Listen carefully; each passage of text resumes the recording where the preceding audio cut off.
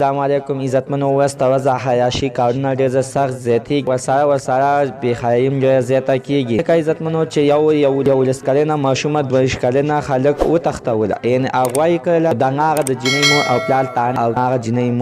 هغه جینۍ پلار تحلیل ته راغللې او په هلک باندې د جینۍ د اغوا کیس رپورټ جمع کړلو خو د دې جینۍ پلار همدا ویلې چې دا جینۍ د ماته د پیسو دپاره تښتولې ده خو نه هغه داسې نه وه چې څنګه یې پلار فکر کولو ځکه عزتمنو چې دغه جینۍ به په شپږم کلاس کې سبق ویلې او سکول ته به په پرونې کې تلله او سطر به یې نه کول نه پولپټه کې به سکول ته تلله او سطر به یې نه کول اخر یوه ورځ د دې هلک خوښه شوله دې هلک مور او پلار ته ویلې زما دغه د 11 کلنه جینۍ خوښه ده خو زه واده کوم دا کې یوې سره به کوم زما بل څوک نه دی خوښ او نه مې بل چا سره زړه کېږي چې واده وکړم دې هلک ته مور او پلار ډېره وینا وکړلې چې نه داسې کار به زمونږ او زمونږ د مشرانو سترګې پرې ښکته شي خو دې هلک هېڅکله هم د مور او پلار خبره نه منله اخر دا جینۍ وتښتوله او بوتلله او 4 ورځې یې غیبه کړله او نږدې خوا کې بل کلی او اولته کې بوتلله اولته کې په هغه شپه باندې ورسره نکاح وتړله خو عزتمنو 11 کلنې جینۍ سره 22 کلنه هلک نکاح وتړله نو دا خو